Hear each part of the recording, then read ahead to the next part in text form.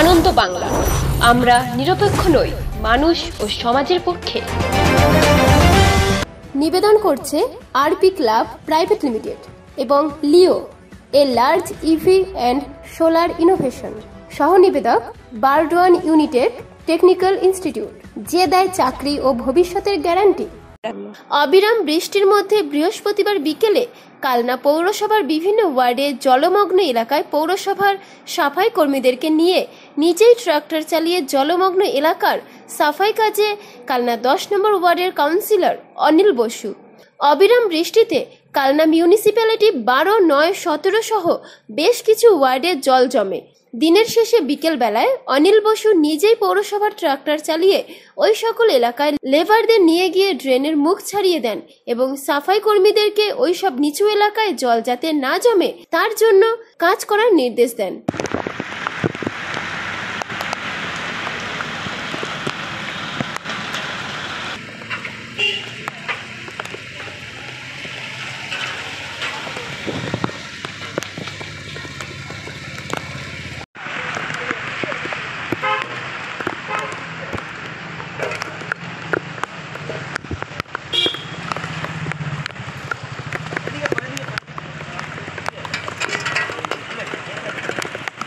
সব চলে যাবে, এদিক থেকে যাচ্ছে ওদিক থেকে না।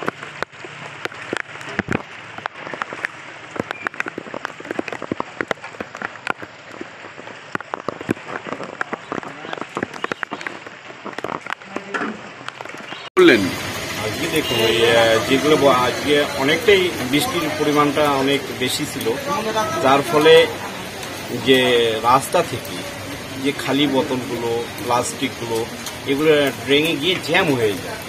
যে মেন ড্রেন দিয়ে যে জলটা পাস হয়, যে নিকাশি হয়, সেজন্য নিকাশিটা যেন ফটাফট হয়ে যায়। এই প্লাস্টিক, এই খালি বোতলগুলো, এগুলো সমস্ত সব তুলে দেওয়া হলো। কেননা কালনা শহরটা তো কচ্ছপের মতো, এটা তো যে পরিকল্পনা অনেক আগেই করেছে, মোটামুটি 40 বছর আগেই যে ড্রেনগুলো করা, সেগুলো প্ল্যান ছাড়াই করা। যদি প্ল্যান মাফিক করা হতো, যে আমাদের কালনা শহরে গাড়ি কিন্তু ভাগীরথী, যদি আমাদের এই জলটা ভাগীরথীর দিকে নামানো যেত, তাহলে আজকে কালনা শহরে এই সমস্ত জলগুলো এবং পুকুর এবং ড্রেনের জলটা দাঁড়াতো।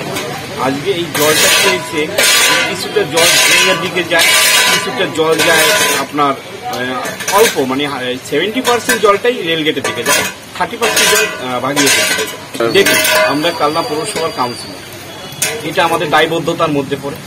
তাই কালনাবাসীর পরিষেবাটা দেওয়া এটা আমাদের দায়বদ্ধতা, যার ফলে যে আমি নিজেই ট্রাক্টর চালিয়ে এবং লেবার নিয়ে নিজেই এসে এই কাজগুলো করানো হচ্ছে। যে আমরা সবসময় তো করি, তাই আজকে এই ড্রেনগুলো যেন ক্লিয়ার থাকে, যার ফলে আজকে এই কাজগুলো করিয়েছি। কালনা থেকে দেবাশিস ঘোষের রিপোর্ট, আনন্দ বাংলা।